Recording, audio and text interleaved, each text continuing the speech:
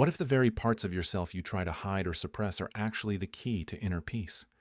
It sounds paradoxical, even unsettling, because most of us instinctively believe that peace comes from adding something: a better job, a bigger wallet, a newer phone, another vacation.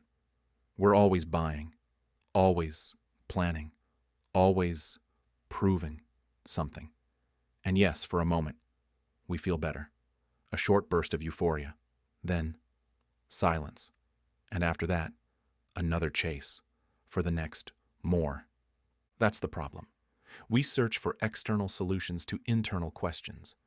We look for meaning and peace in things that can never provide them, because material possessions may soothe the senses, but they never touch the soul.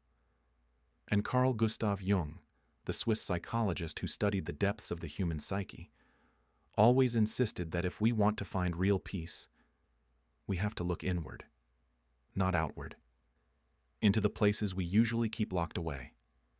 Maybe this has happened to you. You're standing in a store, holding something in your hand, already imagining how it will change your life. You tell yourself, this will finally bring happiness. You buy it. For a few hours, maybe a few days, it feels great. Then habits, routine, reality return, and the feeling of fulfillment is gone. That's the standard pattern. And it's precisely why so many people feel empty inside, even when they have it all. And here comes Jung's challenge. Instead of constantly adding more, try revealing something. Try looking at the parts of yourself you usually hide, because right there, in what you don't want to see, may lie the source of true inner peace. We all carry a shadow, not in the cinematic sense of being evil, but in a deep psychological sense. The shadow is everything we've repressed within ourselves: emotions, memories, needs, parts of our personality that were pushed aside because of how we were told we should be. These are the things we've locked away in the basement because society, parents, or culture told us they were inappropriate, wrong, or didn't fit who we're supposed to be. But here's the catch. The shadow isn't only negative or destructive. It also contains positive qualities we've forbidden ourselves to develop: courage, creativity, spontaneity, strength. Someone raised to believe men don't cry may have suppressed their sensitivity, which then manifests as hardness or coldness.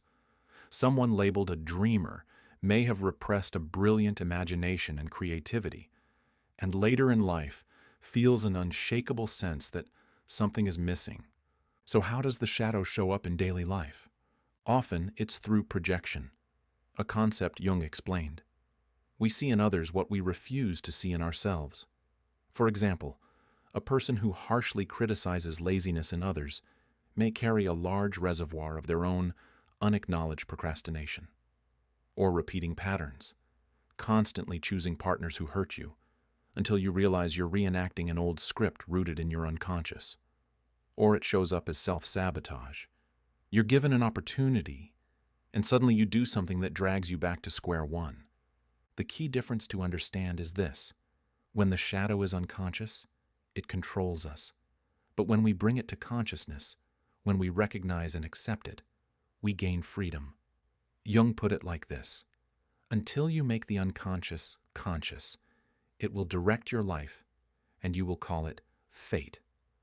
Once we make it conscious, we can choose differently. Why is this especially important today?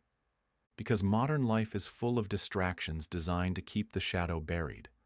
Constant busyness, social media comparisons, a culture of achievement that values only what can be measured. In such an environment, it's much easier to turn away from the inner world and find shelter in external distractions.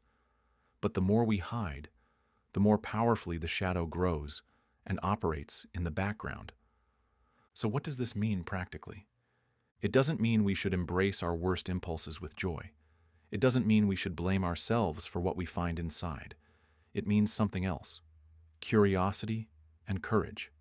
Curiosity: what is happening inside me when I react so strongly? And courage, the willingness to admit, maybe there's something here I don't want to see. You can try this right now. Recall a moment when you had a strong, maybe even exaggerated reaction: anger, resentment, sudden sadness, jealousy. Instead of condemning or suppressing it, quietly ask yourself, what is this reaction trying to tell me about myself? Which part of me is being triggered? Forget about fixing your whole life immediately. The first step is simply noticing. And if you want a more concrete tool, start writing. Keep short notes at night. What upset you? Who triggered you? When you reacted unexpectedly? Small observations. Then look back after a few weeks. You'll see patterns. That's the beginning of what Jung called the process of individuation, the journey of becoming whole by bringing awareness to the parts of yourself that have long been hidden. This is your first step into shadow work. Stop fighting on the surface and start opening the washing machine, looking inside, seeing what's there, and working with it. It's uncomfortable. At times, it hurts. It may complicate your life for a while.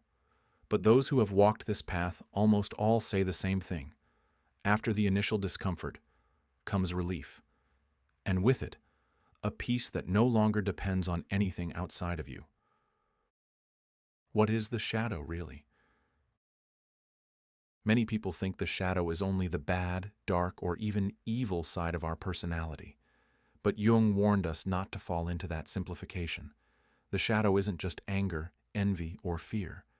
Very often, the shadow also contains positive qualities we have learned to suppress: creativity, courage, confidence, or even the ability to stand up for ourselves. Maybe someone once told you, "Don't act so arrogant," and so you pushed down your natural self-assurance. Or maybe, as a child, you were mocked for being sensitive, and so you locked that sensitivity deep inside the shadow. And now, as an adult, you may feel that something essential is missing, the very part that would make your life whole. How does the shadow show up in everyday life? Most often, through projection. What we criticize most harshly in others is often something hidden within ourselves, or through self-sabotage, procrastinating, losing motivation, making mistakes at the very moment we least want to, and also through repeating relationship patterns, attracting the same types of people, finding ourselves in the same conflicts again and again, because our shadow is trying to surface. The key difference we need to understand is simple. If the shadow remains unconscious, it controls us.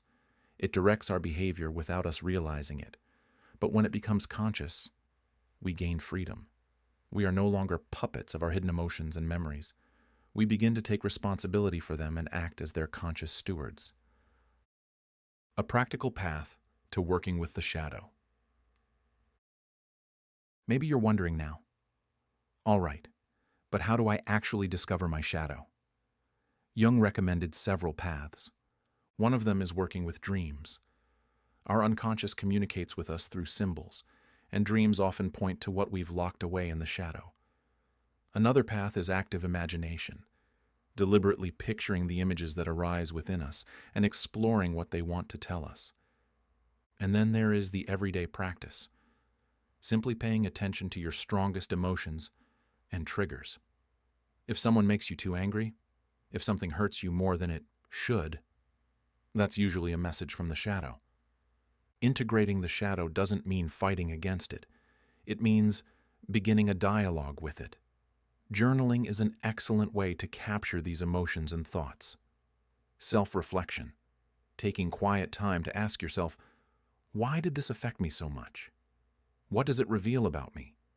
Sometimes it's enough to have an honest conversation with yourself to admit, yes, this too is a part of me. And that's okay. And you don't need to uncover your entire shadow at once. You can start small. Pick one situation where you reacted strongly, maybe even disproportionately, and simply ask, what does this say about me? This simple step is like a key.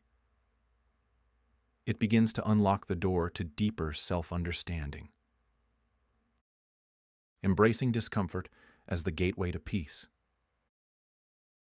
Meeting your shadow is not pleasant, and it's important to acknowledge that from the start. When we first catch a glimpse of those parts of ourselves we've been suppressing or denying for years, resistance often arises. Fear, shame, or even disgust. We might think, "This can't be me." But that very reaction is the sign we're on the right path. Discomfort is a natural part of growth. Why? Because what we've been hiding for so long holds tremendous power. The suppressed shadow manifests as inner conflict. Yet, when we finally face it head-on, it begins to dissolve. Integrating the shadow releases the enormous energy we once wasted on keeping it buried. Suddenly we feel lighter, freer, more alive. And this is where the real transformation begins. We stop living reactively, automatically, without awareness, and start living consciously. We no longer lash out in anger just because someone pushed our buttons. We no longer run back to self-destructive patterns just because hidden pain is pulling the strings. Instead, we begin to respond with clarity, calmness, and acceptance of ourselves exactly as we are. True inner peace. So let's ask, what is true inner peace? Many confuse it with temporary comfort, moments of relaxation, distraction, or escape from problems. But Jung would remind us, that is not peace. That's only a pause. True inner peace arrives when we stop fighting ourselves, when we're able to embrace even the parts we once rejected, when we no longer have to hide, because we are whole within ourselves. The impact is profound. Relationships improve, because we're no longer projecting our own shadow onto others. Decisions become clearer, because we're not at war with unconscious contradictions. Anxiety and tension fade, because we're no longer pushing parts of ourselves away. And here we touch the heart of Jung's deepest teaching, the process of individuation. It isn't a quick fix, but a lifelong journey toward wholeness, a path where we learn to accept every part of who we are, weaving them together into a unified self. Only then can we become truly free. And perhaps this is the greatest gift of shadow work, not just a fleeting sense of relief, but a deep, lasting experience of being whole. And in that wholeness, we finally discover real peace. If we were to sum up the core message, it would be this: true inner peace doesn't begin by adding more from the outside, more success, more recognition, more experiences. Real peace begins the moment we dare to look within. When we find the courage to embrace even those parts of ourselves we've rejected or hidden for years. Because often, the very key to wholeness lies in what we've locked away in the shadow. You might be asking, so, how do I start? It doesn't have to be complicated. Simply begin by noticing what triggers you most in others, what annoys you, irritates you, or what you judge with unusual intensity. More often than not, it's not really about them. It's about you. It's your shadow, knocking on the door, inviting you to get to know it. And now, I'd love to hear from you. Share in the comments. Have you ever had a moment where you discovered something within yourself that at first scared or unsettled you, but ultimately helped you understand yourself better? Your stories might inspire others on their own journey towards self-discovery and inner peace. Remember, peace is not about running away from yourself, but about returning to yourself.